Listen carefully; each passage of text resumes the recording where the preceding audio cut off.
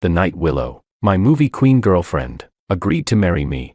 She wore seductive lingerie and had an all-night battle with her driver on our wedding bed. She thought everything was flawless and I was completely unaware. However, the footage of their fight had already been stored on my hard drive, and it was too much to fit. Watching her, with her award-winning acting skills, post lovey-dovey pictures with me online every day, while secretly engaging in large-scale battles with others.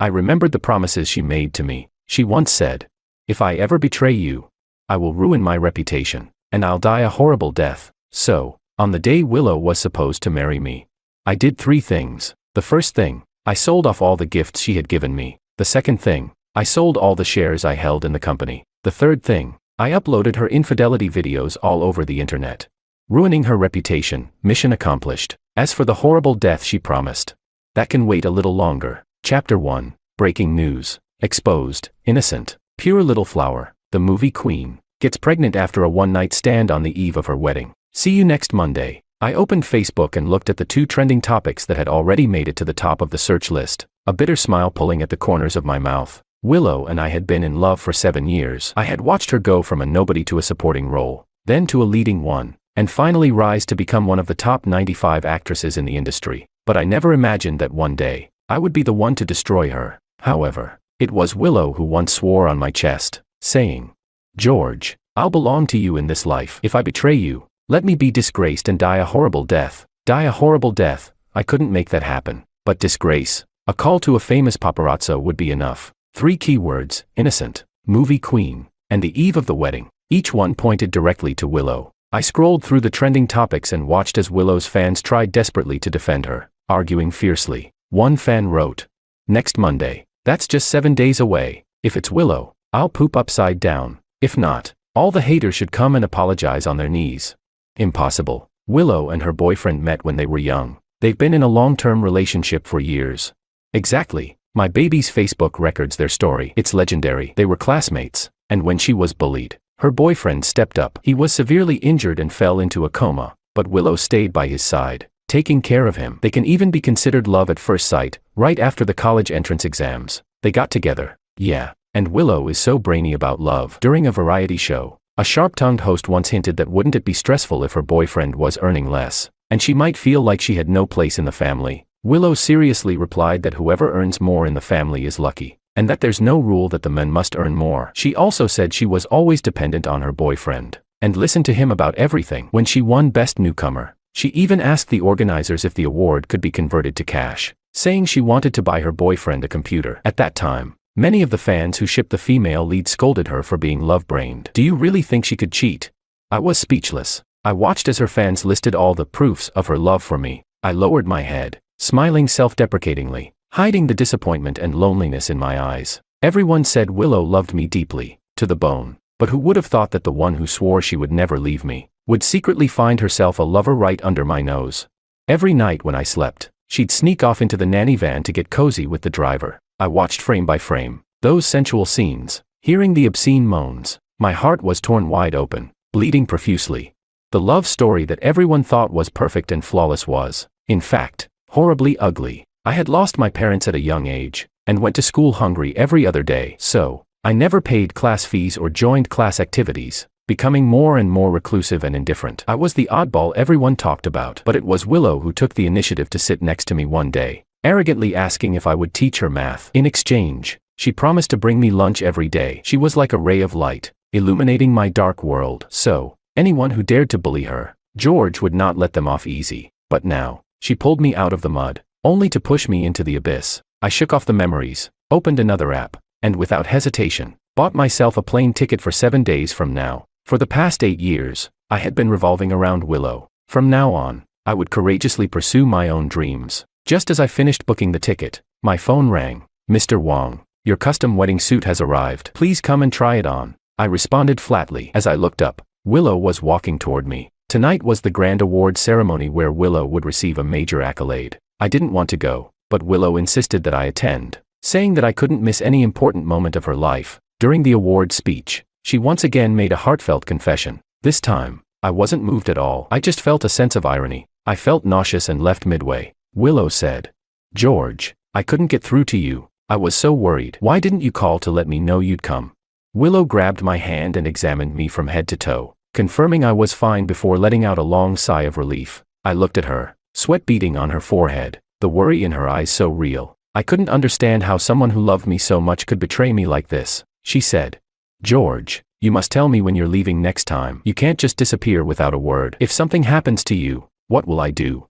I straightened my suit and smiled at her. "Did you see the trending topics? The main character in the gossip. It wouldn't happen to be you, would it?"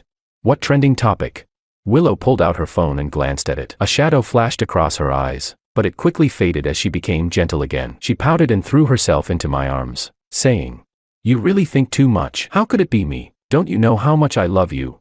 Her tone was so sincere that it almost clouded my judgment. I looked at her and said, "Yeah, do you remember the vow you made? If you betray me." Before I could finish, Willow quickly completed the sentence for me, saying, "I will ruin my reputation and die a horrible death." Chapter 2. Willow's expression was calm, as though the person who had been sneaking around with the driver every night wasn't her. I knew Willow would never believe it unless she saw concrete proof, but it didn't matter. I had already arranged everything. 7 days from now, the same fans who were desperately defending her online would turn on her, biting back fiercely. Those who betray true love deserve to be pricked with 1,000 needles. At that moment, I had no interest in testing her acting skills any further. I said quietly, "My custom suit is ready. I'll go try it on." She replied, "Okay." As we walked, Willow excitedly planned our future together, completely oblivious to the coldness in my expression. She said, "George, I've cancelled all my bookings this month. Let's go on a road trip to the beach. How about it?"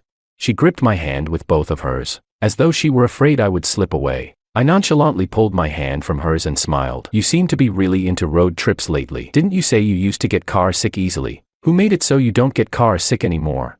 I thought.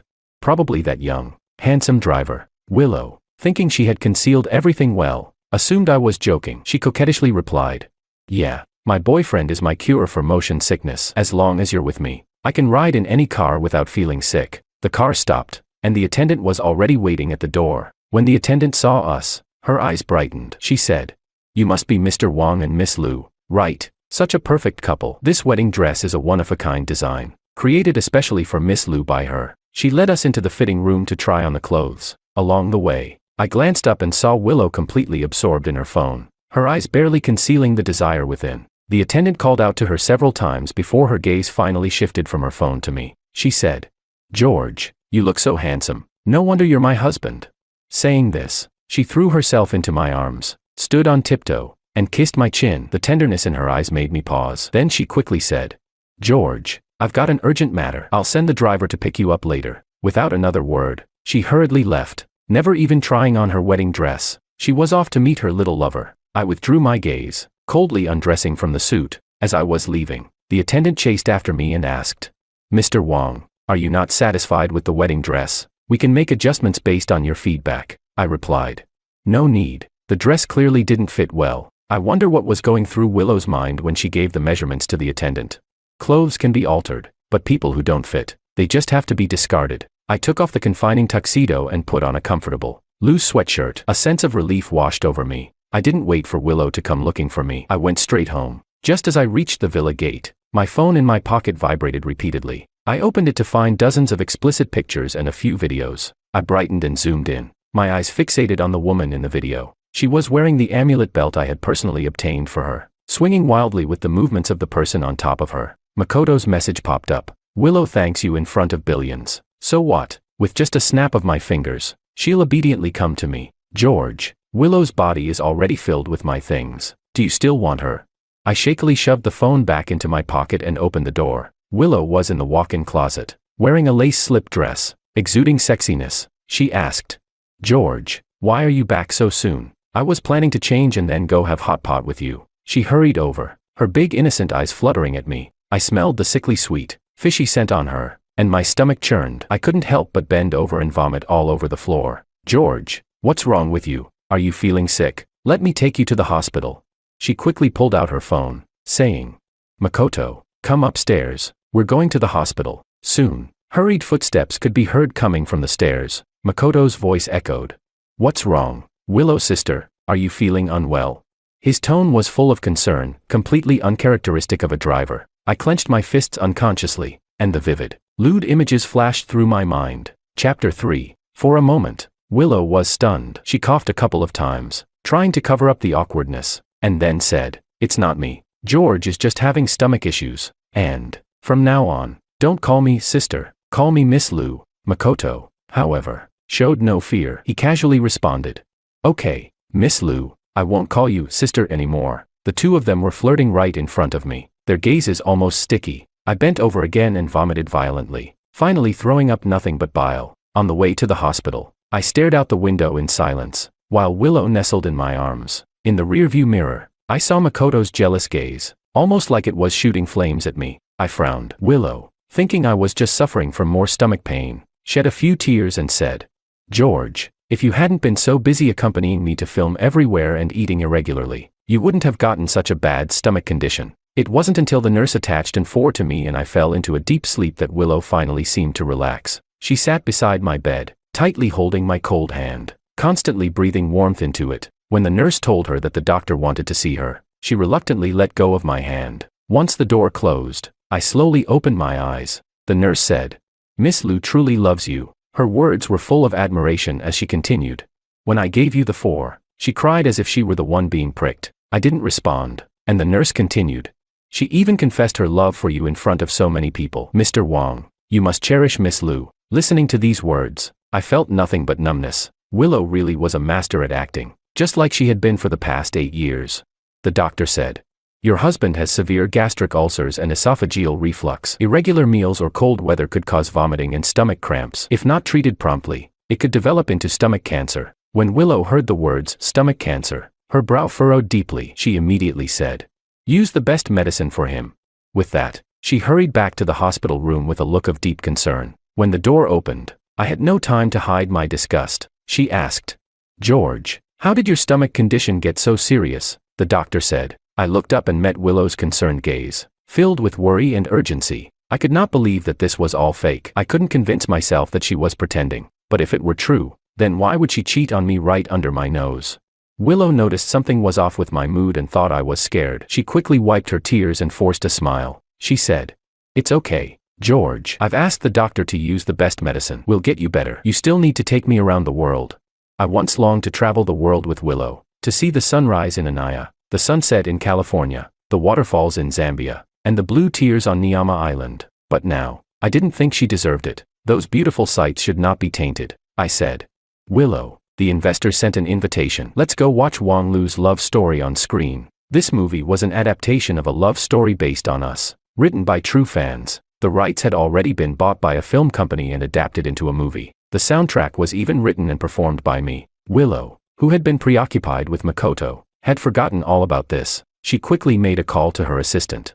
"Cancel all my appointments for the next 2 days. I have other arrangements." After hanging up, she held me tight again. She said, "George, I'll stay by your side always. You must promise me you'll take good care of yourself, and tell me if anything makes you unhappy." I didn't show any emotion and merely nodded faintly. From the reflection in the hospital room window, I saw Willow take out her phone and stop at the WeChat page. She double-tapped to zoom in on the images sent from the other side, images that were indescribable. She typed 2 words, "Wait for me." I closed my eyes, and the sharp pain seemed to tear me apart. Willow pressed her lips together and gently helped me lie back down. She said, "George, rest well. I'm going home to get some things. The doctor said you should stay in the hospital for a couple of days." Before she left, she tried to kiss me, but I dodged. I said, "Go quickly. I'm tired." As soon as Willow left, Makoto sent me a video. I didn't even need to open it to know how explosive it would be. I downloaded the original image and saved it in a hidden album, along with the others. WeChat popped up with Makoto's message. He said,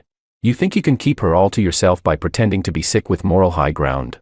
I turned off the constantly vibrating phone and ignored his provocation. I had made up my mind to leave, and I wouldn't let anything distract me from my decision. I wondered, when Willow found out I was gone, would she regret it? And would she feel pain?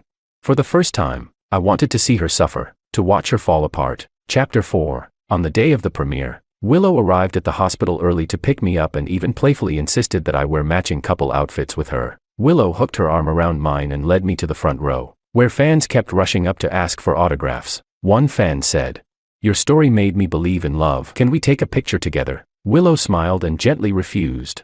"Sorry, my husband isn't feeling well." I stood up and said, "It's fine. Willow pressed herself tightly against my chest and made a heart gesture toward the camera. The movie began, and the first scene showed the bullies tormenting her. I couldn't help but feel a deep sigh. I never imagined that the kind girl I once fought to protect would turn into a lying cheat. The plot quickly reached the scene where I confessed my love to her, and the fans in the theater erupted into cheers. Willow's phone kept ringing, and she repeatedly hung up, but the person on the other end kept calling back. She was restless, crossing and uncrossing her legs. After hanging up again, she leaned close to my ear and whispered, "George, it's the director calling. I'll go answer it and be right back." I watched her walk quickly out of the theater, her heels clicking on the floor. She tripped on the smooth carpet but quickly caught her balance. I stiffly turned my head and looked down at my phone. The message read, "George, look up to your right." I jerked my head up and looked in that direction. The dark red curtain on the right was lifted slightly, and there was Makoto, also dressed in a matching couple outfit, raising an eyebrow at me. Makoto had a mischievous grin on his face, mouthing a single word, "Deserved." In the next moment, a slender hand rested on Makoto's chest, moving up and down. I caught a fleeting glimpse of the sapphire ring I gave Willow, the global limited edition, flashing on her finger. The movie continued, but I could see nothing and hear nothing. All I could think about were their entwined bodies. Behind the thin curtain, a brief moment of passion. Half an hour later, Makoto sent me another message. "The movie's soundtrack is great, but she says she prefers when I call her little slut. What do you think?" Accompanying the message was a high-definition photo of Willow. Her eyes glazed, a glimmer of moisture at the corner of her lips. My fingers tightened around the phone, turning white, and my stomach twisted in pain. As the movie neared its end, Willow hurried back. She asked, "George, why do you look so pale? Are you feeling worse?" She squatted down in front of me, her expression tense as she examined me, but my gaze, instead of meeting her eyes, drifted to the visible bite marks on her neck, ranging in size. I felt confused, and without thinking, I asked, "Willow, aren't you afraid?" She asked, "George, what are you talking about? What am I supposed to be afraid of?" I thought. Afraid of retribution. The premiere ended, and the theater erupted in thunderous applause. Willow took my arm, and we walked to the exit. Flashes from cameras lighting up the room. People around us whispered, "I've heard Lou, the top actress, is all about love. Now we've seen it for ourselves. Did you see the watch on her fiancé's wrist? It's the only one in the world." Amid exaggerated gasps, I removed the priceless watch from my wrist and casually tossed it near the trash can. What good is something so expensive? The hands are always half a minute behind. Someone called out, "Sir, you dropped your watch." Makoto suddenly appeared at the door. Willow's face changed, and she froze, still holding onto my arm. She quickly regained her composure and said, "I asked Makoto to come. I thought you were too tired, so I had him drive us home. Don't like the watch anymore? It's okay. I'll buy you a new one, darling." The crowd began to disperse, and everyone who passed by stared at us. I pointed at the watch in the trash can and said in a calm voice, "Makoto, the watch is yours now." Some people noticed that Makoto was dressed similarly to me, as if he and Willow were also wearing matching couple outfits. Makoto glared at Willow, but she didn't respond, keeping her arm linked with mine as we walked away. Because of the matching outfits, Willow naturally didn't let Makoto drive us home. On the way back, Willow explained, "The first outfit was the wrong size, so I just gave it to Makoto, who knew he'd be so inconsiderate and actually wear it out. If you don't like it, I'll fire him when we get home and hire a new driver." I kept staring out the window, saying nothing. I knew Willow was waiting for me to plead on Makoto's behalf, so she could reluctantly keep him. The silence stretched, and only the sound of our breathing filled the car. Willow studied my expression, but didn't find anything unusual, and her tense demeanor relaxed. She said, "But you know that my career is in its ascendant phase. Constantly changing people around me would affect my work. Makoto's been quite capable, so let's forgive him this time. I'll deduct his salary for a month as punishment." "George, what do you think?" I turned my head to look at the woman I once loved. In her dark pupils, I saw the reflection of my own thin face. When did her love scale tip toward another man?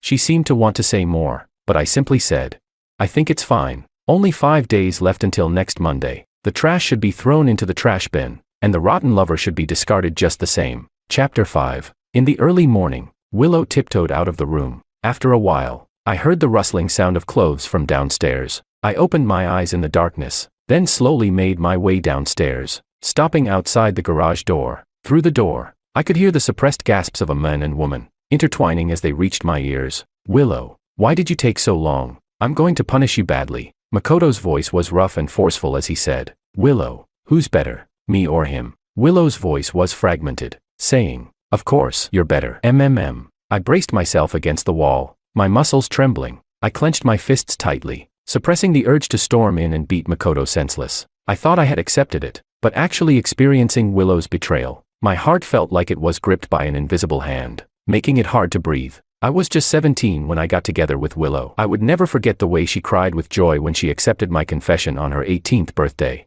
Back then, I felt a happiness I had never known, believing I had found my soulmate. Now, when I look back, it feels nothing but bitterly ironic. The sounds from inside the room gradually faded. Willow's voice broke the silence. Who told you to go in front of George today? Be careful from now on. If he finds out about you and me. I couldn't help but laugh softly. Willow still thought of me. Makoto's voice interrupted. I'm sorry. I just couldn't wait for you. Besides, didn't you say you liked being claimed in different places? It was pretty exciting, right? There were thousands of people behind that curtain. How about trying it in a park next time? Willow's legs wrapped around his waist again, and she teased. You're full of tricks. Makoto bit her earlobe, whispering, do you like it? Willow winced. Keep it down. Don't wake George. Makoto responded. Don't worry. He's sleeping soundly. He hasn't figured out that you've been under me every night for the past 6 months. As the sounds of their activity escalated, I made my way back to my room. Step by step, all sleep had left me, and I began to gather my things.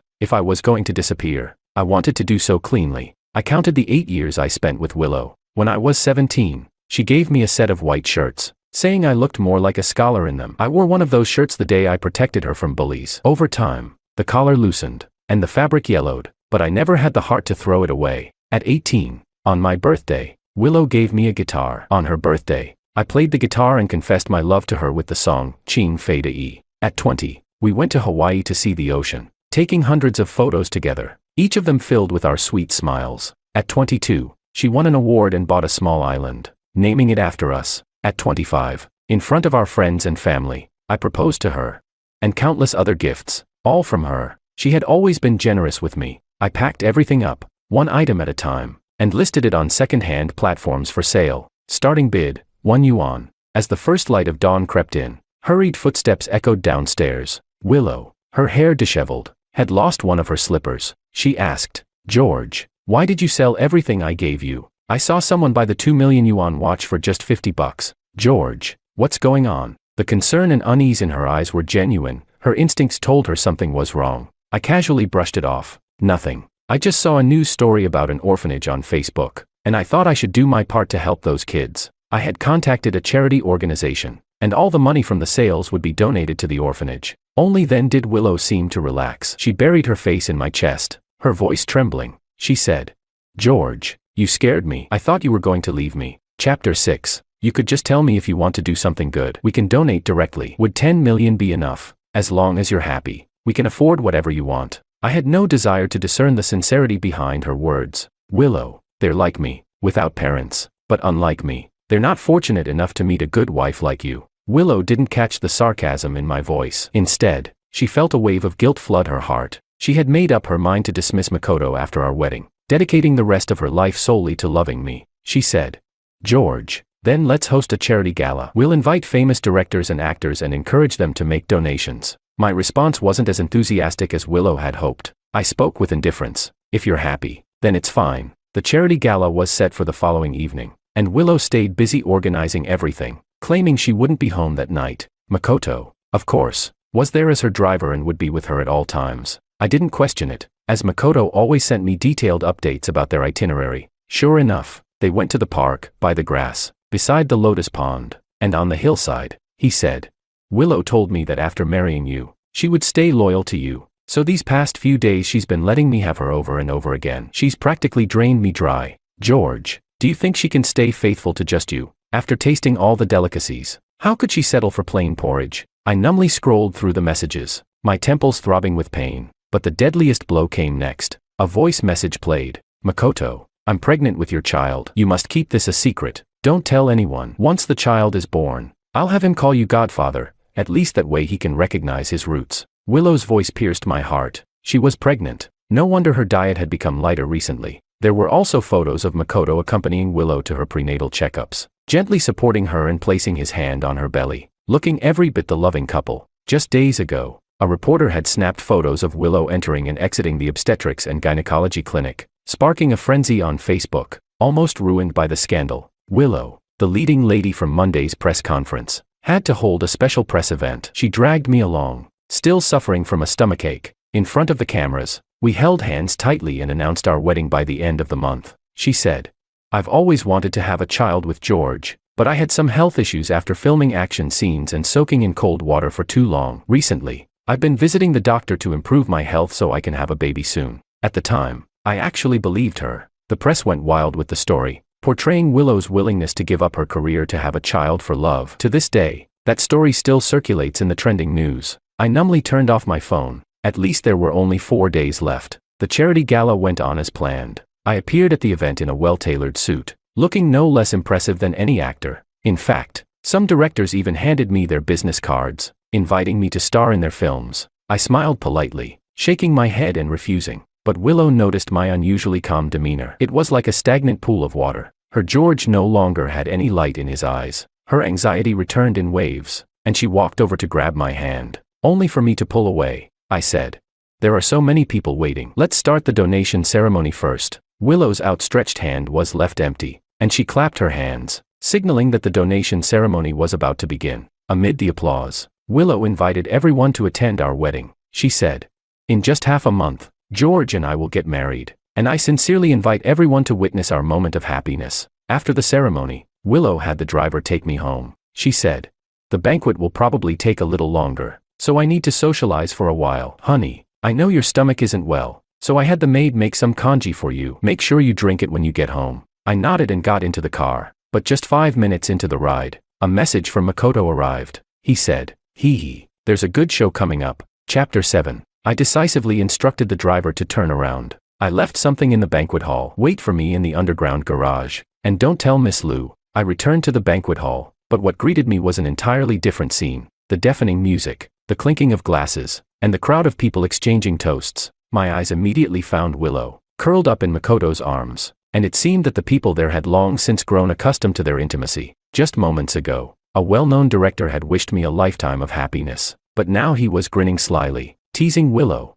"At home, you're the little darling, but out here, you play so wildly. Your poor husband must be miserable." I even saw Willow's younger sister, Maria, mingling with them. The same Maria who used to call me brother-in-law so affectionately, now chatting eagerly with Makoto. She asked, "Brother-in-law, is the baby in my sister's belly a boy or a girl?" Willow turned to her sister, correcting her seriously. "Don't call him that. George is the only brother-in-law I have." Maria pouted. "I know you love George to death, but it's not like he's around. Plus, Makoto isn't a stranger. Besides, didn't Mom also like Makoto?" At that moment, it felt as though thunder had struck me. Willow's mother knew about Makoto. It turned out I was the only one kept in the dark, like a fool being played around by their entire family. Willow replied, "George is still your brother-in-law, no matter where he is. Don't call him that again." Maria reluctantly responded, "All right, I get it. Sir, would you like to enter?" I waved my hand, fleeing in panic, as the waiter watched me, puzzled. The noise at the entrance caught Willow's attention, and she seemed to have seen someone who resembled me. Suddenly, she jumped to her feet, pushed Makoto aside, and rushed toward the door. The corridor was empty. Had she been mistaken? She called over a waiter to ask if they had seen a man dressed appropriately. The waiter thought for a moment, then shook their head. They had seen a man, but his tie was loose, his hair disheveled, and his face pale, not exactly fitting the description of well-dressed. Still uneasy, Willow called the driver. The driver replied, "Miss Lou, Mr. Wang has been in the car this whole time, and he's about to reach home." Willow returned to the banquet hall, somewhat distracted. Although both the waiter and the driver had denied it, that figure looked so much like George, she couldn't bear to think of what might happen if George saw her with Makoto. "Willow, what's wrong?" Makoto, like a lustful beast, leaned in toward her. Willow had no interest in entangling herself with him. She needed to go home immediately to confirm that George hadn't returned. But Makoto's skilled hands were already wandering between her thighs, igniting a fire of desire within her. She tried to reassure herself that they would be married by the end of the month, and everything would settle. But once desire was awakened, it was hard to control. She wrapped her arms around Makoto's neck, and he, understanding her intentions, scooped her up in his arms. Together, they walked into the adjacent private room under the knowing gaze of the crowd. The car pulled into the garage and stopped smoothly. I took out my phone, and Makoto's request for a video call popped up. I shooed the driver away and began recording the screen. I heard a voice.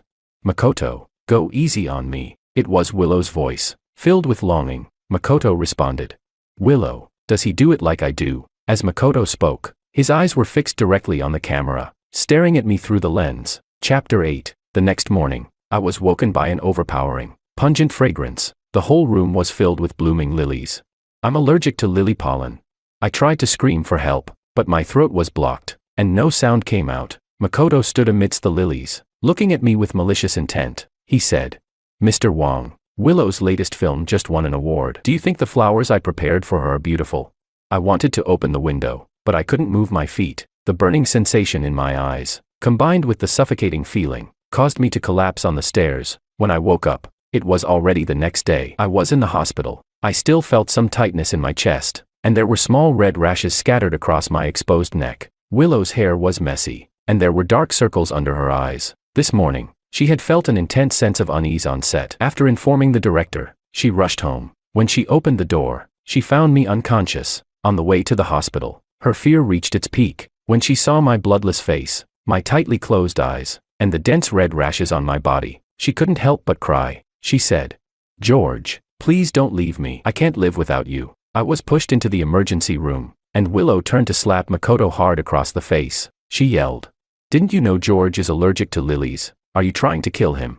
Makoto, covering his face, played innocent. He said, "Willow, I was so happy about your award that I forgot about Mr. Wong's lily allergy. I just wanted him to feel my congratulations as soon as he got home." Seeing that Makoto was also acting out of good intentions, and knowing that she had just slapped him, Willow's anger softened, and she couldn't bring herself to pursue it any further. She stayed by my side the entire night without sleeping, only resting when the morning light started to break. "George, you're awake. You really scared me to death." Her voice was hoarse as she threw herself into my chest and cried. I let her hold me and said, "Did I almost die?"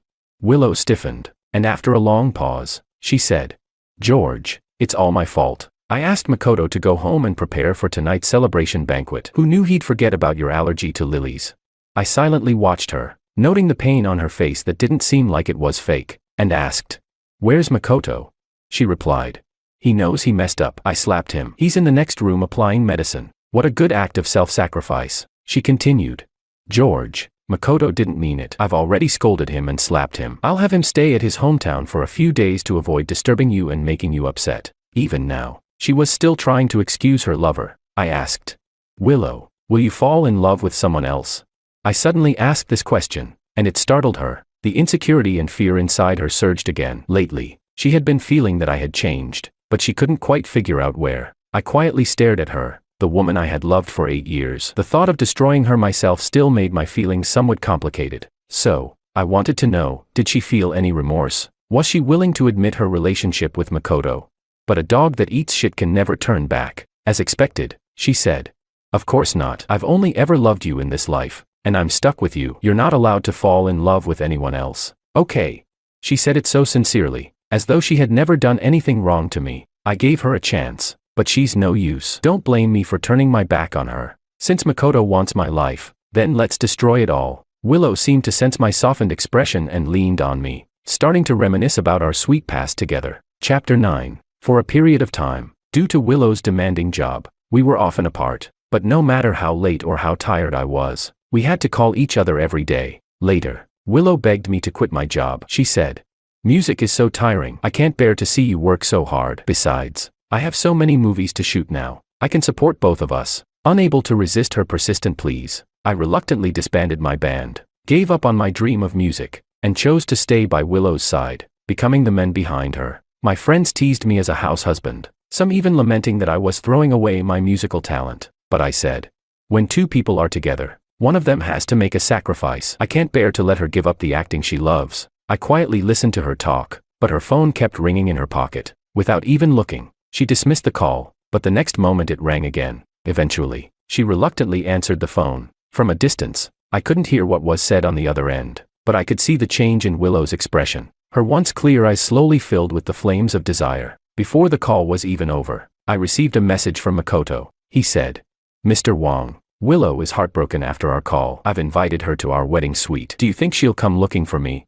Just a moment ago, she had said she was going back to her hometown. Turns out, she had hidden herself in the new house. I had barely finished reading the message when Willow walked over, her face full of apologies. She said, "Sorry, dear, the crew suddenly needs to reshoot a scene." I replied flatly, "Willow, You're an actress. I want to ask you, can love also be acted out? Willow's heart tightened when she heard my question. She almost thought too much and smiled. Of course, otherwise, how could there be so many movies that people get addicted to? I asked. Then what about you? Are you acting when you're with me? She pouted, pulling my hand and shaking it playfully. She said, who can act for 8 years straight? Even fake feelings become real over time. If I were that good, I'd have won an Oscar by now. 8 years. I believed she had loved me. Maybe she still loved me now, but that couldn't be a reason for her to be forgiven after betraying me. I've always understood when to walk away. Willow couldn't understand the look in my eyes. The love that once filled them was now gone, replaced by emptiness. Suddenly, she hesitated, feeling a strong sense that she might lose me. But then Makoto's call came in again, and on the other end, he said in a cocky tone, Willow, I've learned a new move. Want to try it out? The wedding invitations had already been sent out. What else could happen?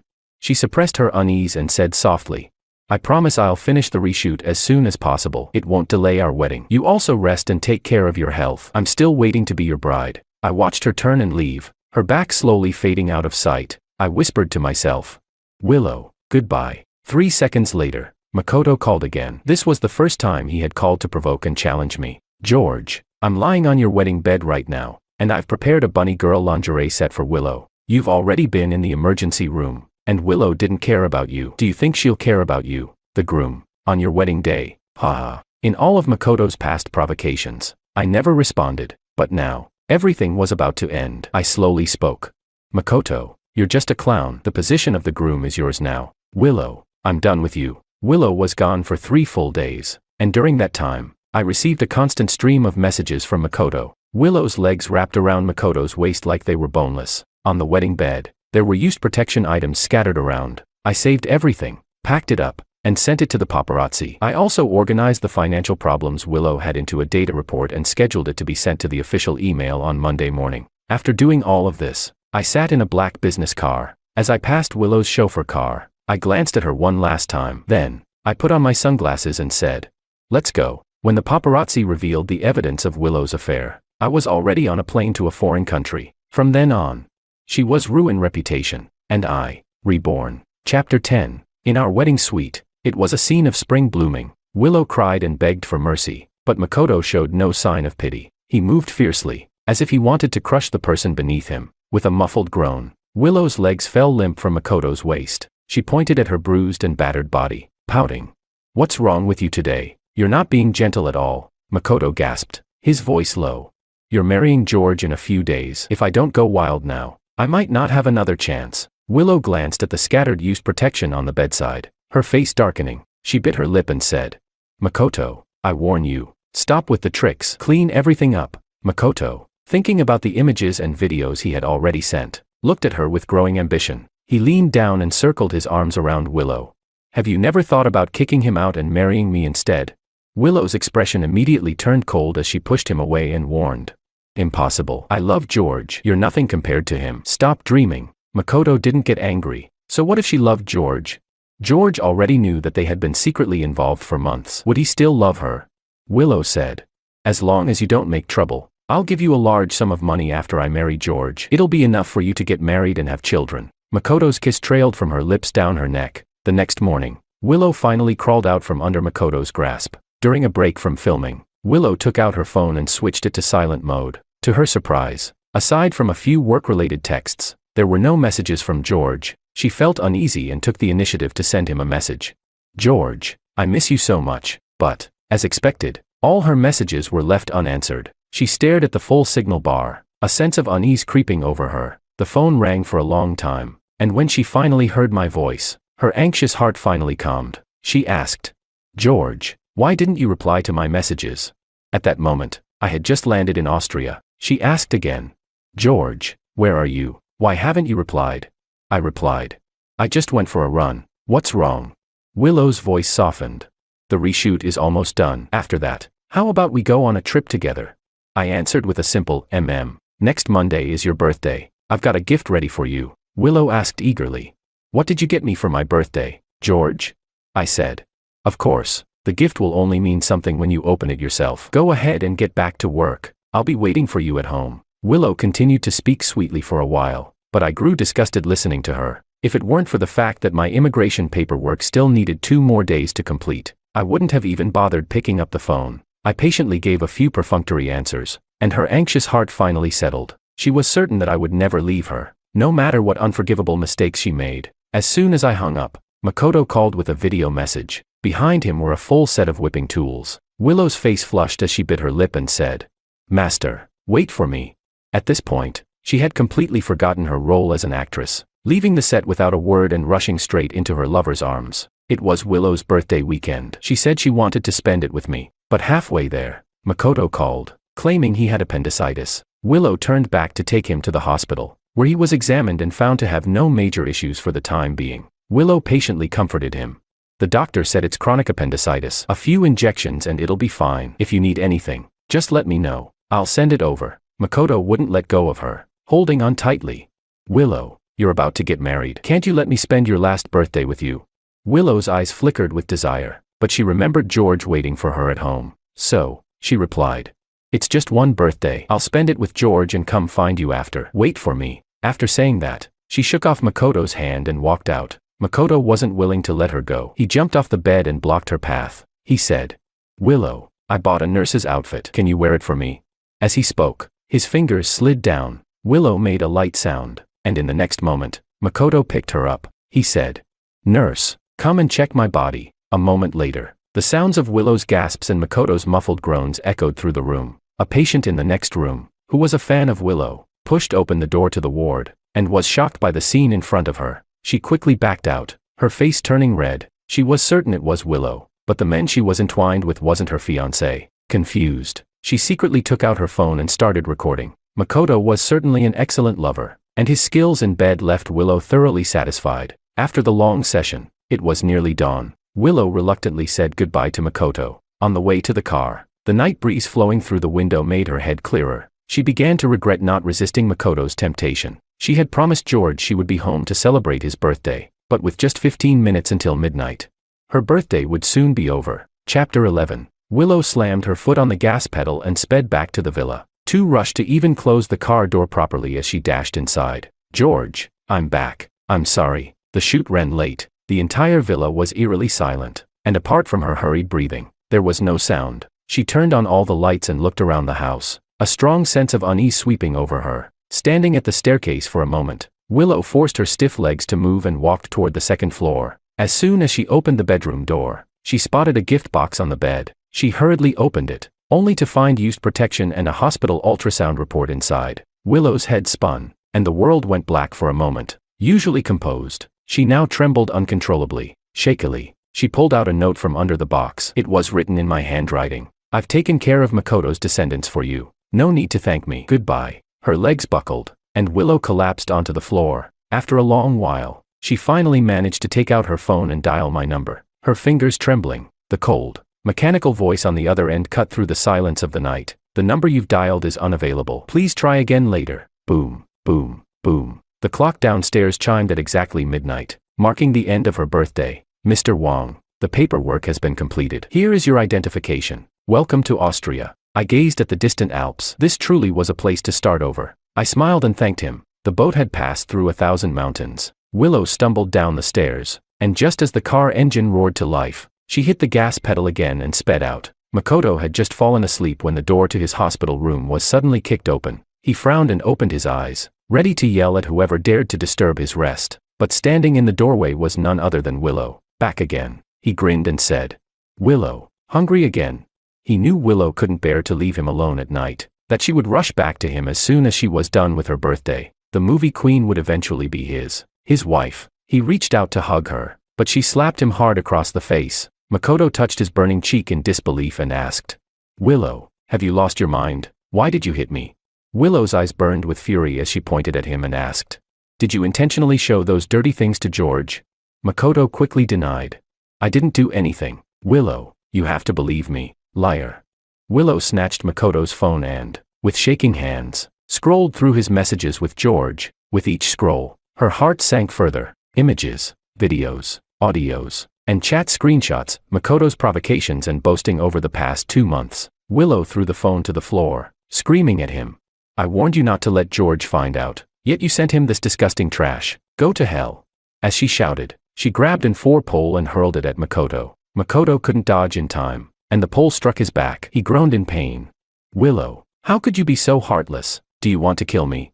The doctor on duty, nurses, and patients from the other rooms all rushed in at the noise. At first, they weren't sure if the woman causing the ruckus was Willow, the movie queen, but she shouted it herself. Soon, everyone in the building gathered to watch the spectacle. Willow truly wanted to kill Makoto, even though she was carrying his child. The thought of the child made her pause. Every time she slept with Makoto, she made sure they took precautions. Yet here she was, pregnant. If Makoto wasn't involved, then who could have done this?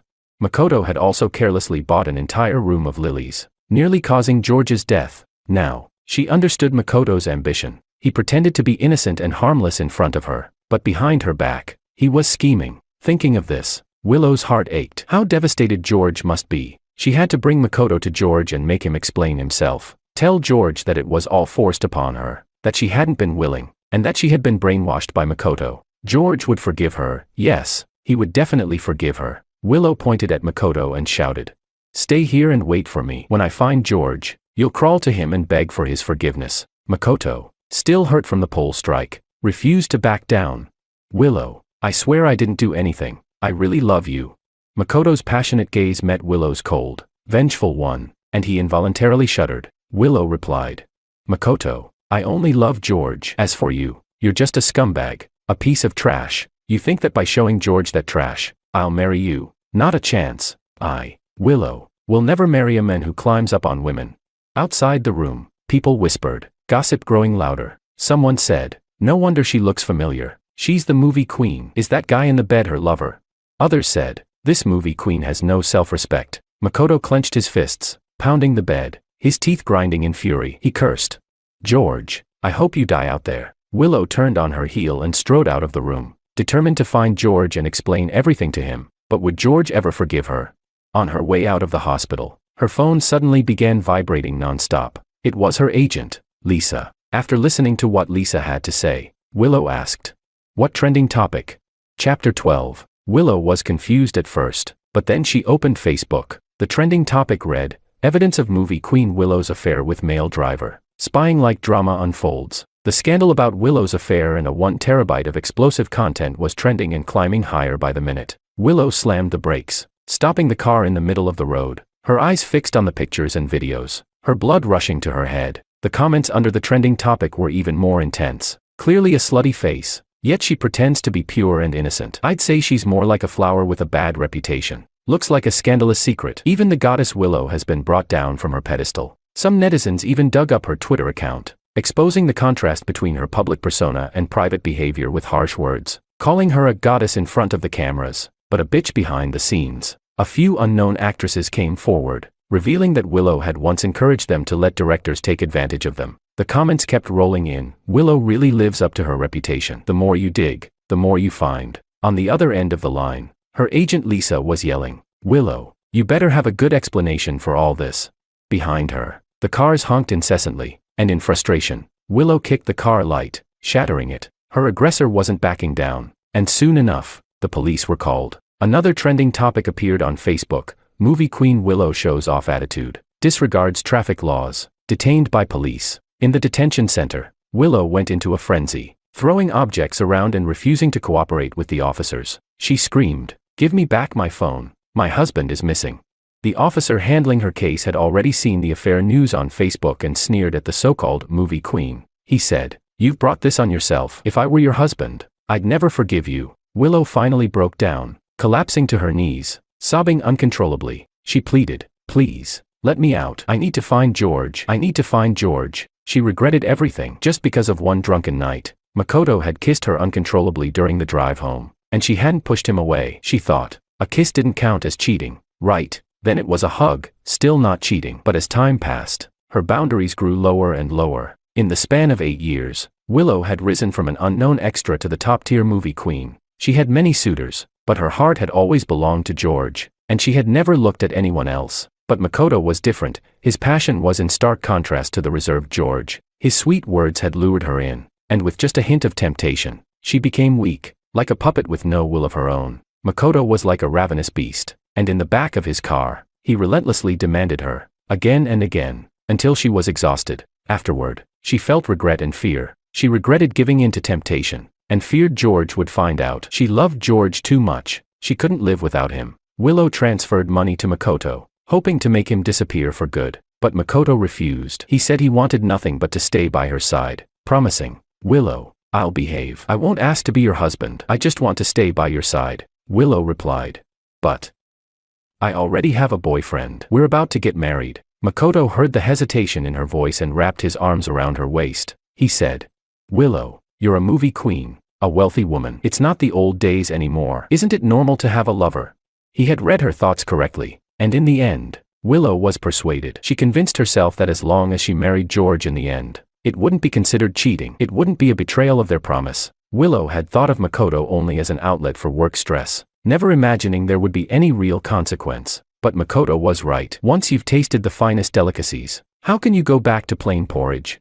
Her risk-taking grew bolder, and she eventually fell completely. She whispered to herself, "George, I deserve to die." I slept until noon, humming a tune while washing up, leisurely opening Facebook, seeing the rising trending topic. I felt a sense of satisfaction in getting back at Willow, but also a lingering regret over the 8 years of love that hadn't had a perfect ending. However, the winds had shifted quickly. The fans who had once cheered for Willow now turned on her, exposing even more of her black history. She had thrown tantrums on set, disappearing halfway through shoots. She had bullied up-and-coming actresses, deleting their scenes without permission. She had even stolen scenes, holding up the entire crew. And then I found a video uploaded by someone, Willow slapping Makoto in the hospital. Just like that, the once glorious movie queen was now notorious. But none of this mattered to me anymore. I logged off Facebook, unsubscribed from all apps that had once been associated with my name. I erased all traces of my past and began a new, clean slate. Chapter 13. When Willow was escorted out of the traffic police station by her agent, it was already the following morning. She said, "Lisa, can you arrange a press conference for me? I want to apologize to George. I need to know where he is now." Almost overnight, Willow had lost weight, looking thin and exhausted. Her agent shot her a frustrated look, shaking her head. "The most important thing right now is to clear up your relationship with that driver. As for George, I'm already trying to locate him for you." But Willow started to protest. Her agent interrupted. "If you don't apologize and clear this up, even if we find George, is there still any chance for you two?"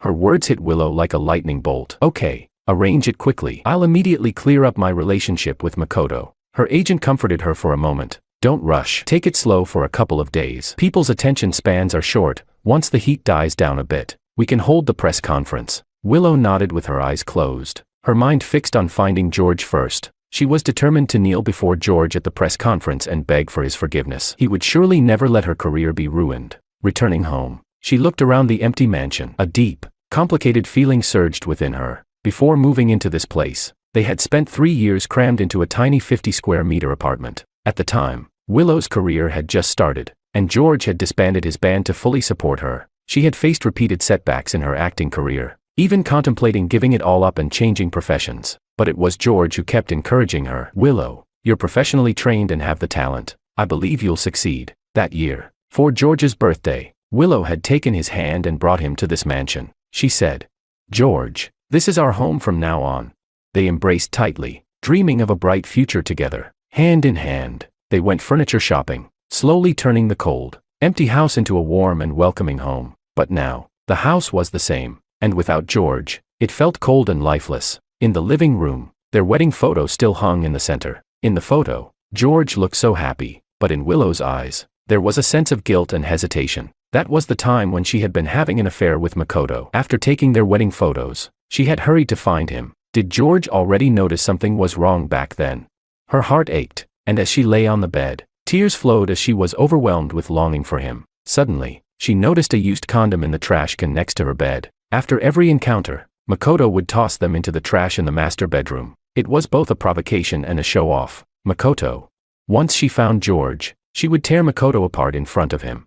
Willow grabbed her phone and tried calling George several more times, but the same, out-of-service, message greeted her. Desperate, she started calling George's friends, humbling herself as she asked about his whereabouts. But his friends responded with cruel remarks. "Do you still have the nerve to look for George? Did you clean yourself up after what you've done? I was happy for George, thinking he was giving up music for you, but it turns out he's been feeding his time to a dog. Don't think I don't know. Even if I did, I wouldn't tell you." You shameless woman. The things they said were cruel, but Willow couldn't defend herself, too ashamed to speak up. In the end, everyone told her they didn't know where George was. He had disappeared without a trace, like he had evaporated into thin air. Willow even hired a private detective. She was willing to spend every last penny just to find George. Maria said she had gone mad. It's just George. Why does it have to be him? She said, Sis, wake up. You're carrying Makoto's child. In a fit of rage, Willow slapped her sister and kicked her out of the house. Willow's eyes were sunken as she sat alone in the bedroom all night. She whispered to herself, George, where are you? Then, suddenly, she remembered, George had been flipping through a magazine for a while. What was it called? The World of Music.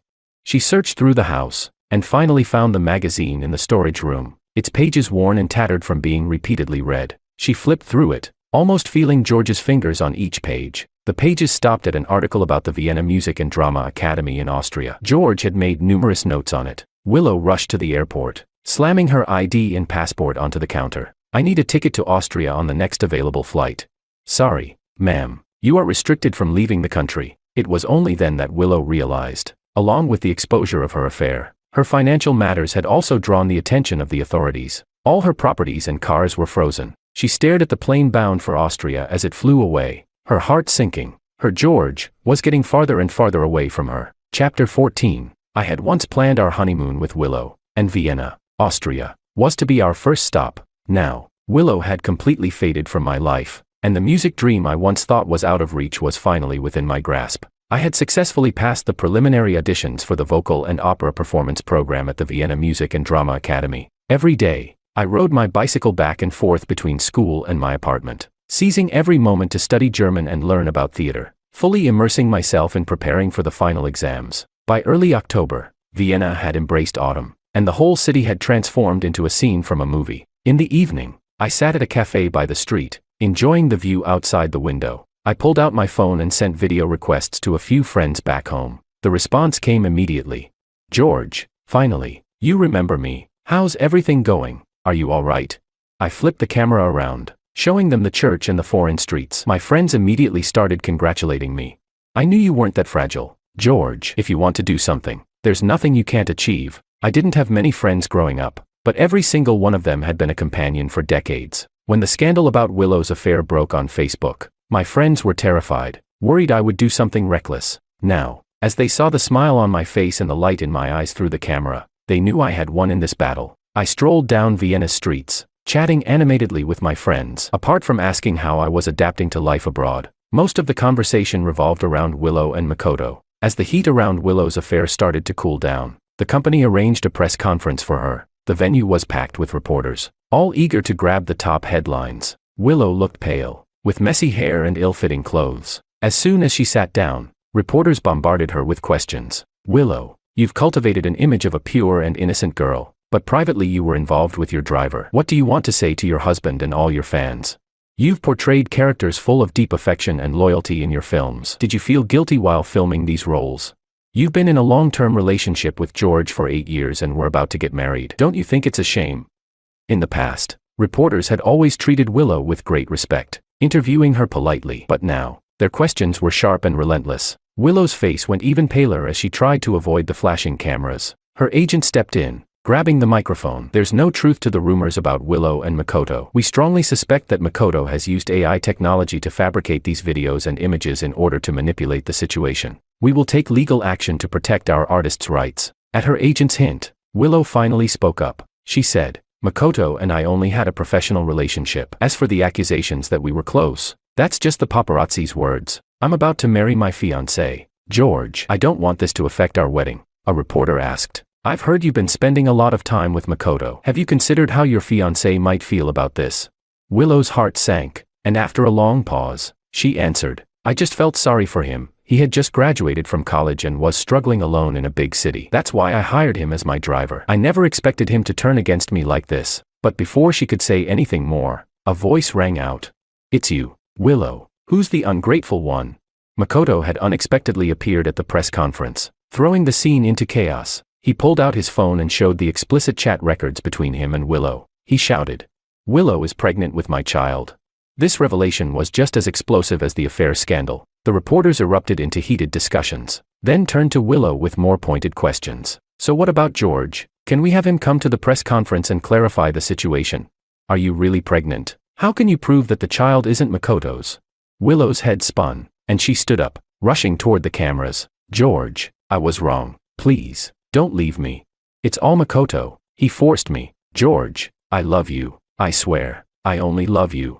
Her agent could barely react in time to stop Willow. She was already losing control. The agent tried to salvage the situation, saying, "Journalists, the press conference will conclude here. Please follow the updates on the studio's Facebook page for further information." Staff tried to pull Willow away, but she struggled fiercely, even kneeling before the cameras, begging everyone to help her find George. Her eyes were bloodshot as she stared at Makoto, shouting, "I'll kill you." In the ensuing chaos, Willow was shoved to the ground. The pain made her vision go black. "Help me, someone, please help me."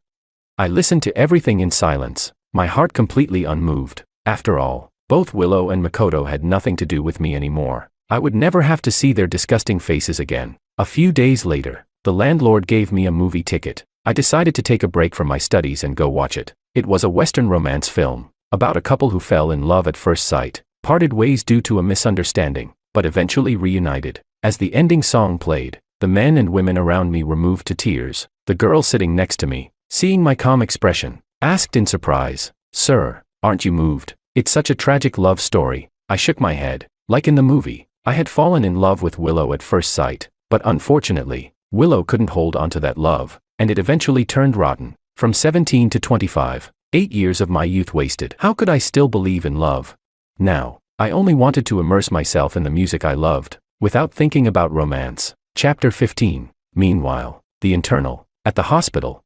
When Willow arrived, there were signs of miscarriage. The doctors did their best to stabilize her and, for the moment, managed to save the baby. Makoto sat in the hospital corridor, consumed by regret. If only he hadn't been so greedy. If only he hadn't provoked George. Perhaps he could have continued as Willow's lover. Though their relationship was kept in the shadows, at least he would have been comfortable and worry-free. Now, Willow and he were completely estranged, and his own shame was exposed as the internet dug up his past, using his status as a friend of a famous actress to flirt with female actresses, and even sneaking into girls' dormitories to take photos while in university. The scandal had effectively ended his social life. Now, his only hope of survival was to hold on to Willow, no matter what. He immediately called Willow's mother and said, "You don't want your daughter to be labeled a slut, do you? And with a child without a father, it'll be her who's humiliated. There's only one way to fix this now. Willow needs to marry me." That might just save her career from the brink of collapse. The effects of the press conference continued to spiral, and Willow's agency,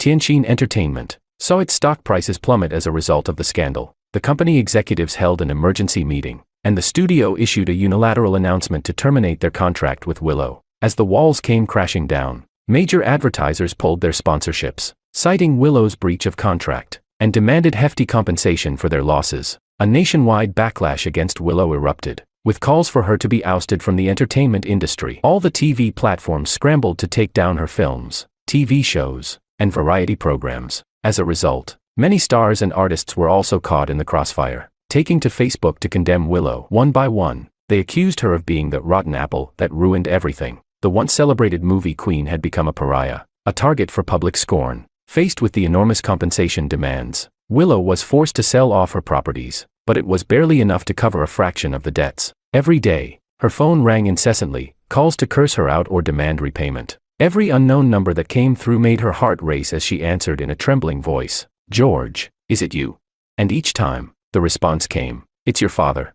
But she couldn't change her number, nor could she turn off her phone. She was terrified of missing a call from George, unable to sleep or rest. She was slowly falling apart. She moved from the luxurious villa in the affluent district to a rundown, small apartment in the suburbs, sharing the space with her mother and sister in a cramped 50-square-meter home. Her mother, afraid of Willow being embarrassed for giving birth without a father for the child, had also brought Makoto into their home. Makoto, taking advantage of Willow's pregnancy with his child, treated Lu's mother and Maria with utter disdain. He said, "I'm telling you both, if you serve me well, I'll consider marrying Willow. Otherwise, she can just wait for her career to be destroyed." Lu's mother, who had to deal with both Willow's unstable mental state and Makoto's arrogant behavior, was exhausted. The poor woman, nearly 70, was suffering every day. She cried herself to sleep each night, and it wasn't long before she fell seriously ill. Willow knelt beside her mother's window, apologizing. "Mom, I've been unfilial. I've brought you so much suffering at your age.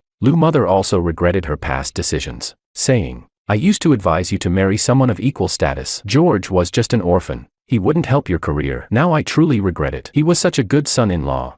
The two women sobbed uncontrollably, holding each other tightly. Makoto, standing nearby, pointed at them and shouted, Stop with this mother-daughter act. Get me 1 million. I want a new car.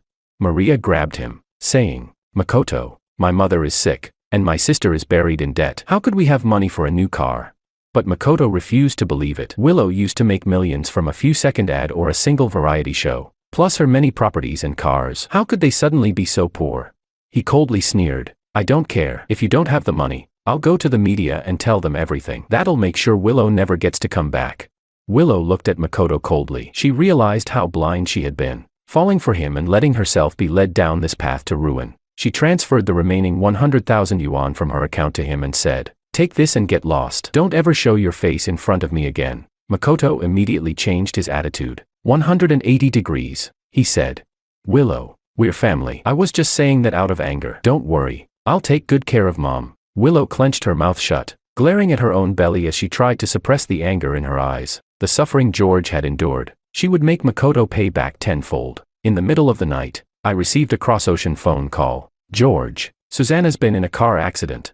Chapter 16. Susanna was the head of the orphanage I grew up in. I remember her as being so kind and gentle, treating every child as if they were her own. She was the only family I had in this world. A few days ago, she was scratched by an out-of-control car while out. 4 years, Willow would accompany me to the orphanage to visit Susanna. Each time, we would bring a truckload of supplies for the poor orphans. Susanna would smile at me and say, George, seeing you so happy makes Susanna at ease. She would also hold Willow's hand and say, George is a good boy. You won't regret choosing him. Willow swore right there, I will only love you in this lifetime, and if I don't, may I fall from grace and live a miserable life. But just a year later, Willow had already broken her promise. She deserved the fall from grace. I said, Tell Susanna that I'll be back tomorrow. After hanging up, a wave of bitterness swept over me. Fortunately, there was still some time before the re-examination. I immediately booked a flight back to my homeland. After a long flight, 2 months later, I finally returned to my homeland.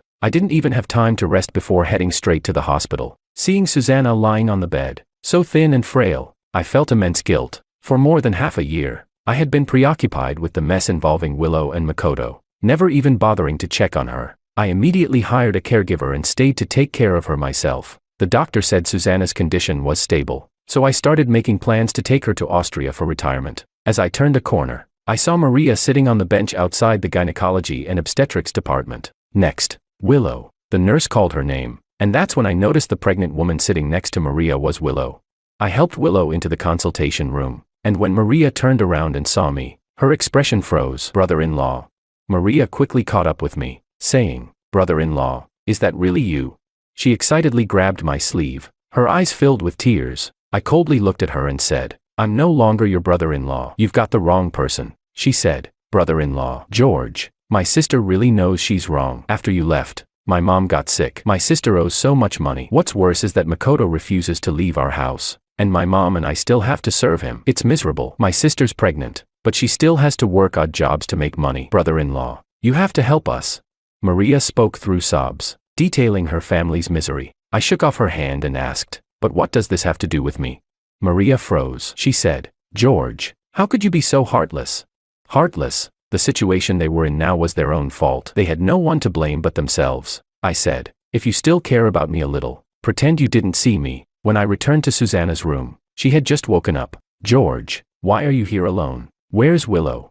Susanna still didn't know about Willow's infidelity, and since her health wasn't good, I didn't want to trouble her with the news. I said, she's busy with work. You know how it is with these actresses, they're in the middle of filming for months at a time. But Susanna saw the change in my expression. George, Susanna can't help you with anything, but whatever decision you make, I'll support you. I felt a pang in my heart. I had lost so much weight recently that anyone could tell something was wrong. I explained the whole situation to Susanna, from start to finish, about Willow's betrayal. Susanna, heartbroken, took my hand and said, the moment I saw you, I knew you hadn't been well lately. 8 years. George, Willow was such a fool. I tried to sound casual. Susanna, It's all in the past. I'm starting a new life. I've applied to a music academy and am waiting for the re-examination. I also plan to bring you to Austria to live with me." Susanna's eyes still showed concern as she said, "Good child, can you really let it go?"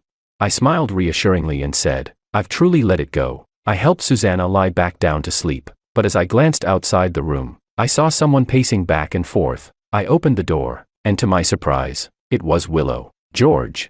Even though she was only 3 meters away, I didn't recognize her at first. Willow's dull eyes lit up as soon as she saw me. She said, "George, it's really you. Maria said she saw you at the hospital, and I didn't believe it." Willow rushed forward, wanting to throw herself into my arms, but I quickly stepped back 2 paces to distance myself from her. Willow stared at me in disbelief, her heart aching at the rejection. 4 days, she had been haunted by nightmares and desperately yearned for me. Finally, she had a chance to see me, but, during all this time, she had regretted her actions countless times, thinking that if she could just explain herself, I would return to her. It wasn't until this moment that Willow truly realized she was about to lose me. Her voice trembled as she asked, "George, don't you love me anymore?" I didn't want to wake Susanna, so I turned and started walking downstairs. Willow followed closely behind me. "George, please let me explain." At first, Makoto forced me. I admit, I'm a weak woman, thinking it would only be once, just that once. But who knew he would keep pestering me? I didn't want anything to come of it. Your health had been bad these past few years, so I thought. I was speechless. So she went to cheat with Makoto because of my health issues. I stopped in my tracks and looked at her. She opened her mouth, but the words wouldn't come out. How ironic. She cared about my health, but did she ever think about my heart? When I saw the pictures Makoto sent me of Willow seducing him, my world came crashing down. My body went stiff, and my stomach twisted with pain. What was Willow doing at that time? She was lying beneath Makoto, letting him satisfy his animal desires. Chapter 17. Makoto was the one who initiated everything. Does that mean Willow is innocent? She could have rejected him. Even after the first time with Makoto, she still had the chance to turn back, but she didn't. Makoto gave her one excuse after another to keep falling. "Willow," I said coldly, "do you believe what you're saying? Do you think the words you're saying are even human? Even if he forced you at the beginning, you actively chose to keep entangling with Makoto under my nose. Every late night, when you two were being crazy, I was upstairs. I saw and heard everything. I had hoped those painful memories had faded, but when I brought it up, my heart still ached unbearably. Faced with my accusations, Willow was ashamed to the core. She said, "George, I'm really sorry for hurting you, but could you give me one more chance?" She reached out to grab my hand, but I immediately shrugged her off. I said, "Don't touch me, I'm afraid of catching something." Willow's desperation was clear as she knelt in front of me, crying, begging, "George, just give me one more chance. I'll do anything for you." But she forgot, what could she offer now? Money, status, or her dirty body? I sneered and said, "Keep your dirty body for Makoto." Willow froze in place, my disgust cutting into her heart like a dagger. Only after I walked away did she stagger to her feet. "Heh," she bitterly smiled to herself. George was right. Why did I even do this? If I knew today, why bother back then? As she walked, she muttered to herself, "You reap what you sow. You reap what you sow." Burdened by a huge penalty for breaking her contract, Willow had no choice but to work odd jobs, her big belly the only thing she could hide behind. But what could a pregnant woman do? She wanted to abort, but her mother absolutely refused. With no other choice, she had to return to her old profession, constantly auditioning. But by now, her reputation in the industry was so bad that no director would dare to cast her. Every morning, she would sit outside various sets, fighting with other extras for roles. The average extra earned $200 a day, but she only got $100, for which she was scolded by the others. Finally, she landed a role as a silent servant. With nothing but a box of plain rice for lunch, she went to the stage manager and asked, "Brother, could you give me some vegetable soup?" But was mocked in return. "Want a 4-course meal too?" Huh. The former queen of the screen.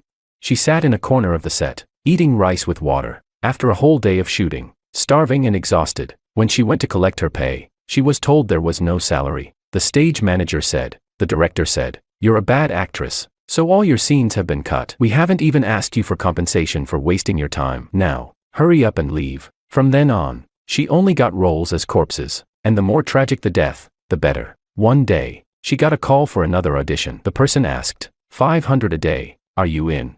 Willow was so eager she didn't even ask what the role was. Quickly agreeing, she knelt by her mother's sickbed and said, "Mom, I can act again. You have to hang on. I will make the most of this chance." She then came to me and said, George, wait for me to make a comeback. I will clean myself up. I could only feel disgust. Willow met the director, nodding and bowing. No longer the image of the former queen of the screen. After confirming the details, she was taken away for makeup. The stage manager asked, "Director, with so many actors to choose from, why pick this one with a reputation that's completely ruined?" The director smiled maliciously and said it was because the investor specifically requested Willow for this role. Because it was, he said. Ha ha ha. I really look forward to seeing the pure little flower from the past play. The makeup artist applied thick foundation on Willow's face, blue and green eyeshadow on her eyelids, and bright red lipstick, the makeup extravagant and gaudy. Willow looked at her increasingly strange reflection in the mirror, unable to resist asking, "Excuse me, what kind of character am I playing?"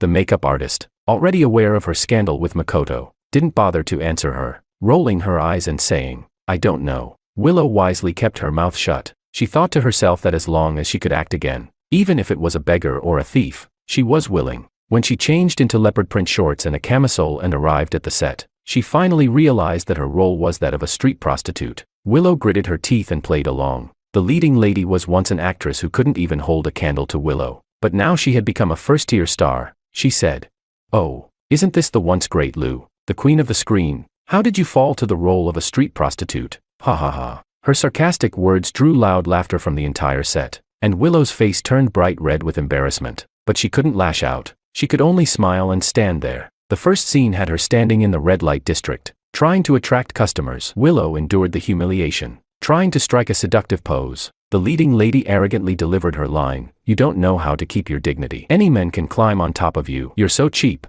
Just as a large, pot-bellied man approached and grabbed her, the entire set burst into laughter. Willow recalled what George had said to her, "I'm afraid of catching something. Keep your dirty body away from me." In that moment, she finally broke down and cried, "Why do you have to do this to me?"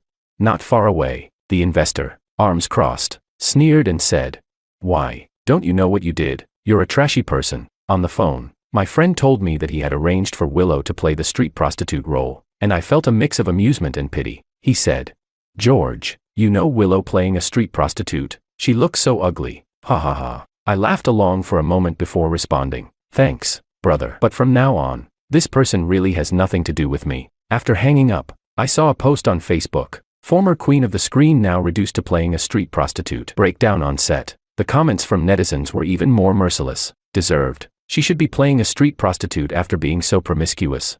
I volunteer to play any role with zero pay, just so I can touch the pure little flower. Boycott Willow's comeback. She's not fit for any role. Chapter 18. As I was approaching the door to the hospital room, I overheard Willow's voice from inside. "Susanna, it's Willow." Willow was kneeling by Susanna's sickbed, crying and pleading, but Susanna didn't give her any sympathy. She said, "After doing something so shameful, what are you doing here?"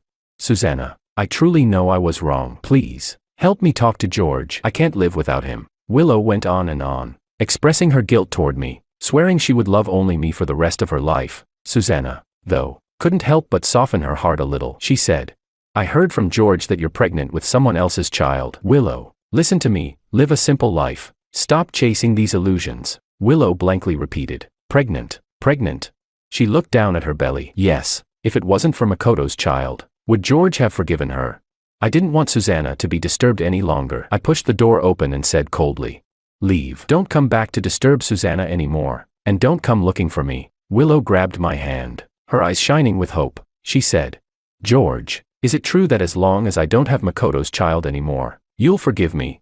I looked at Willow, who had lost her sanity, and took out my phone to call the security office. I said, "There's a lunatic here. Come take her away." Willow was escorted out by security, shouting that she would take revenge on me. I didn't know what kind of revenge she intended to take. Wasn't she the one who had hurt herself the most? I had a bad premonition that I no longer wanted to be involved with the Liu family or Makoto. I said, "Susanna, let's leave next week." "Okay." Susanna, with pain in her eyes, patted my cold hand. "Okay." The next few days, I couldn't sleep well, always having strange dreams. In one of the dreams, I was confessing my love to Willow. She was wearing a white dress, smiling gently. She said, "George, I promise I love you too." We were on the beach, the sea breeze blowing. I spun Willow around in my arms, but then, Willow's white dress suddenly turned red, blood red. Then, Makoto appeared, holding a large bouquet of lilies, and looked at me maliciously, saying, Mr. Wong, these flowers are from Willow. Do you like them? I ran desperately, screaming, who will save me?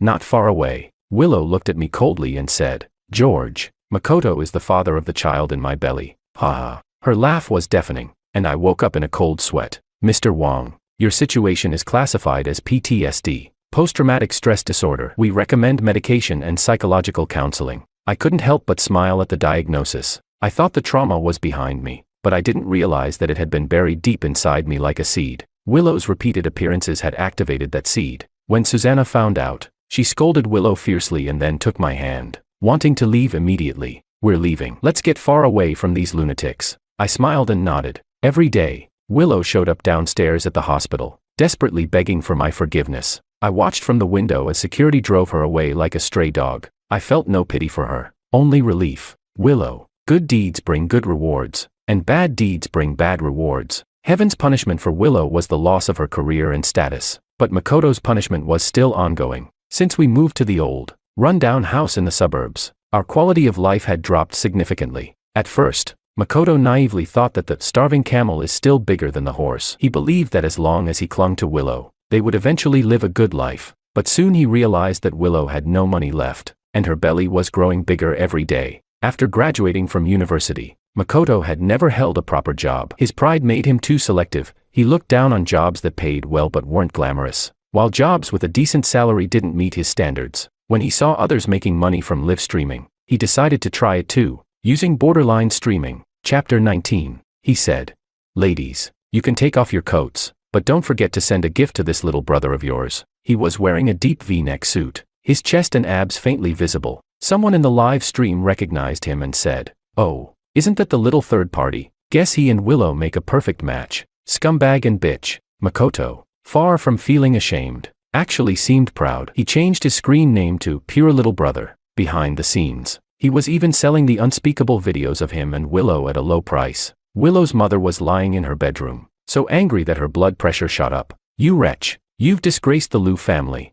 Makoto gave her a contemptuous glance and said, Damn old hag, you wouldn't let Willow abort the child back then, and now you're regretting it. Maria couldn't stand it and started arguing with Makoto. The two of them got into a physical fight, right in front of the live stream camera. When Willow came home and saw this, she rushed over and slapped Makoto hard. Makoto, aren't you ashamed enough already? Makoto went into a rage, pointing at Willow and shouting, You'd better get this straight. The whole damn family is relying on my live streaming to make a living, and you, a useless piece of trash, dare to yell at me. If it wasn't for you forcing me, would I have ended up like this? She actually thought it was Makoto who had ruined her life, completely unaware of her own wrongdoings. Makoto sneered, Willow, stop inflating your own importance. Even flies won't land on a spotless egg. What do you think you are? The viewers in the live stream cheered, well said. In the midst of the chaos, Makoto punched Willow in the stomach. Willow was sweating from the pain, but she still ran in front of the camera and shouted to George, George, if I get rid of the child in my belly, will you come back to me? She had truly lost her mind. Willow was rushed to the hospital and after a long and exhausting day and night, she gave birth to a boy. But after the birth, she suffered severe blood loss, and to save her life, the doctors had to remove the child. Her mother, Maria, was also sent to the hospital with acute brain infarction. Before she could see her longed-for grandson, she passed away. On one side was the joy of a newborn, and on the other, the sorrow of losing her mother. Willow lay on the hospital bed, her eyes hollow and vacant. Maria, unable to bear the burden any longer, stole the last 20,000 yuan from Willow's card and ran off with a small-time thug. The nurses urged Willow to pay the hospital fees. Her child was diagnosed with congenital heart disease and needed surgery immediately. But because she couldn't afford the funeral expenses for her mother, her body had to be temporarily stored in the hospital's cold storage. The daily storage fee of 200 yuan had been overdue for several days, and the hospital had warned her repeatedly, if she didn't pay soon, her mother's body would be discarded on the streets to rot. Willow called up her former close friends, asking, Can you lend me 50,000 yuan?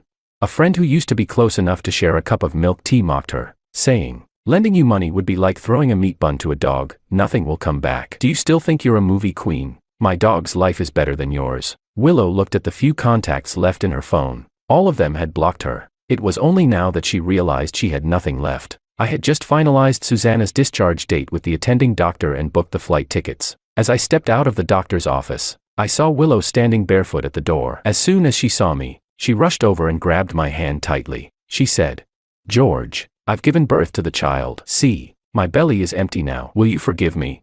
Willow's hair was a mess, and her face was pale from the heavy blood loss. I shook her off and said, "Willow, when you were cheating, didn't you ever think about what kind of consequences you would face today?" Willow clung to me, relentlessly saying, "George, it's retribution. The child had heart disease and is going to die." I replied, "You should go find the child's father, not me. I'm not a fool, and I'm definitely not your backup." Willow collapsed on the ground, crying at first, then suddenly laughing. She said, "Makoto actually said the child isn't his, that it's a bastard. Ha ha ha. I deserve it. I truly deserve it." But before she could say any more, Makoto suddenly rushed in, holding a knife and lunging at me. "It's all your fault that I'm in this mess." The attack came so suddenly that I didn't have time to react. Just as the knife was about to strike me, Willow dashed in front of me, taking the blow. Chapter 20. The knife grazed my arm, and cut into Willow's neck, causing blood to pour out. I was done with this farce. I turned and walked away, but Willow chased me down to the first floor, kneeling before me in front of everyone. She said, "George, I deserve all of this. My mother's dead. My sister's run away. I've suffered enough punishment. Can't you forgive me?"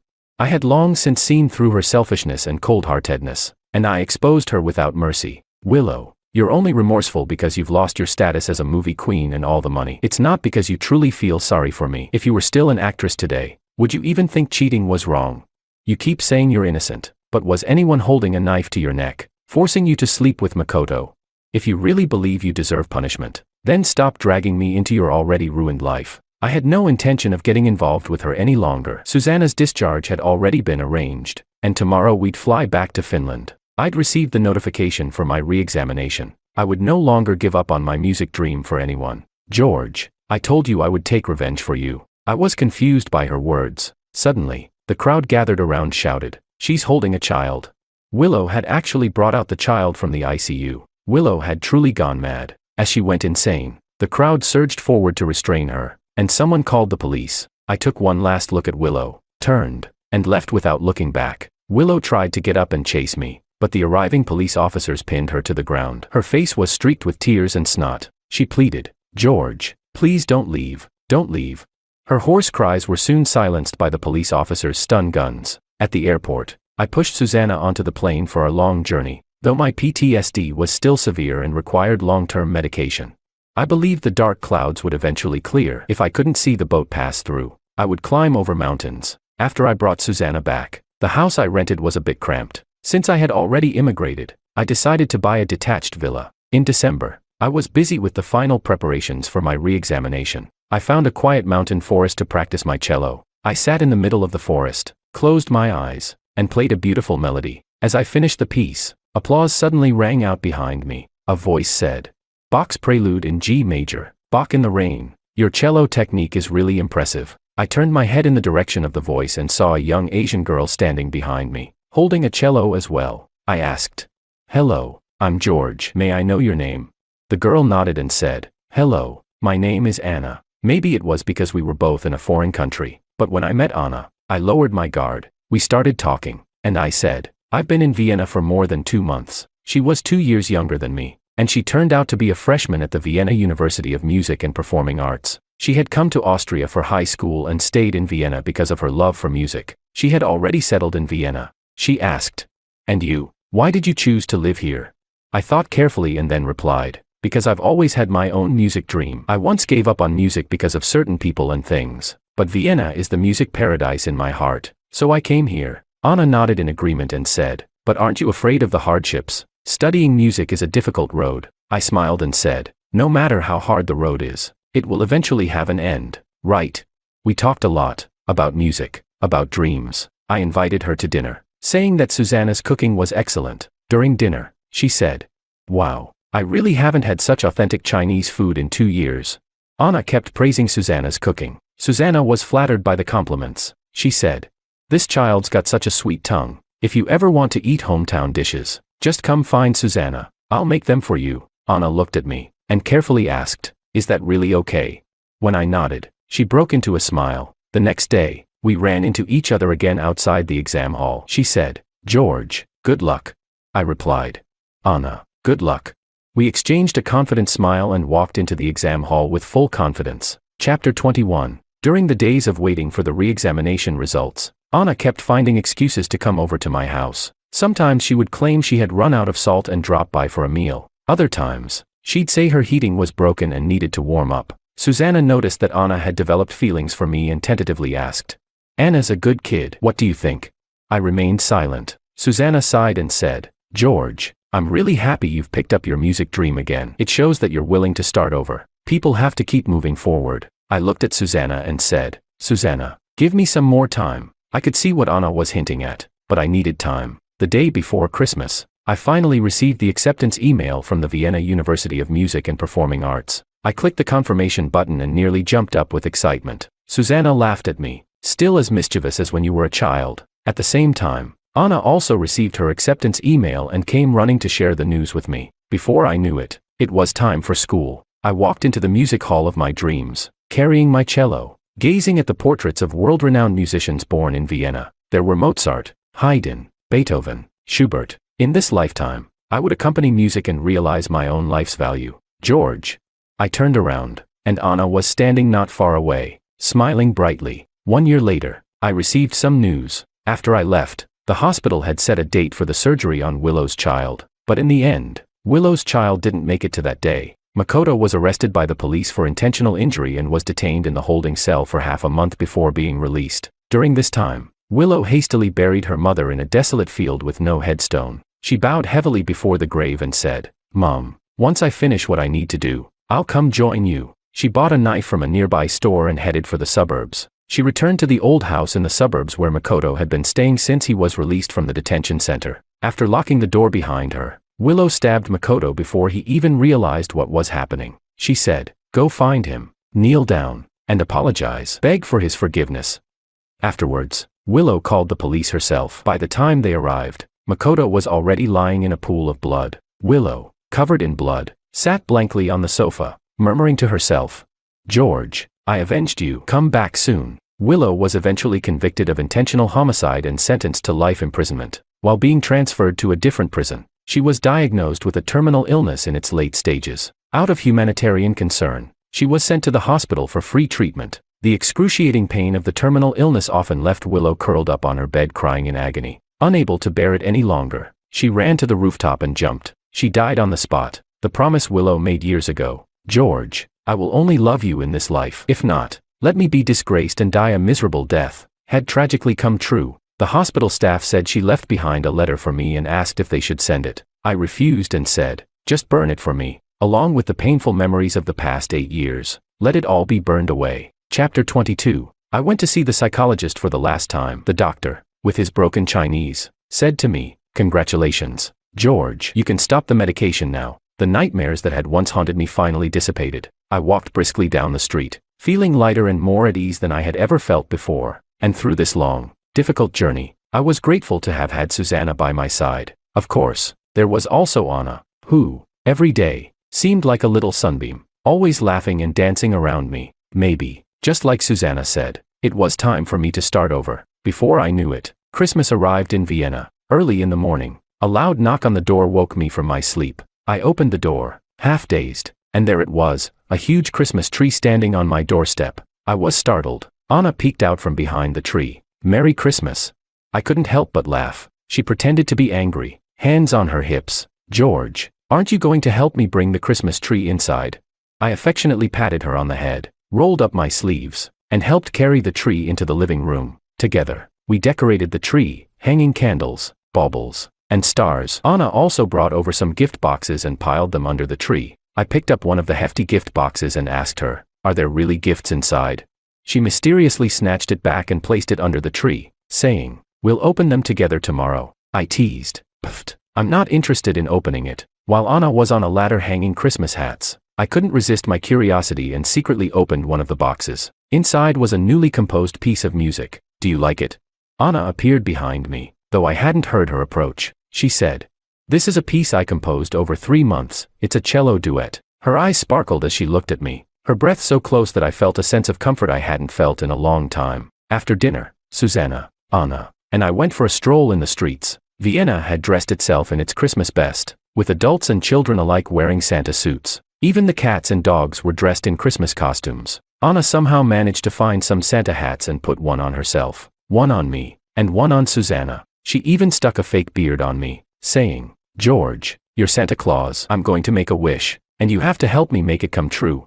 Her excited antics made Susanna and me laugh out loud. Anna ran ahead, shouting, "I wish George would always laugh happily, his smile purer than the snow on the Alps.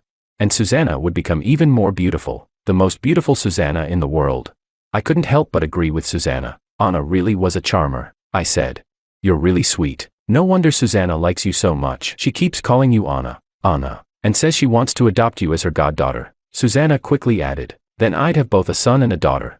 Anna suddenly stopped her playful demeanor and leaned in close to my ear. "And what about you, George? Do you like me?" I didn't know how to answer. Just as I was about to speak, I heard someone shout, "Fireworks!"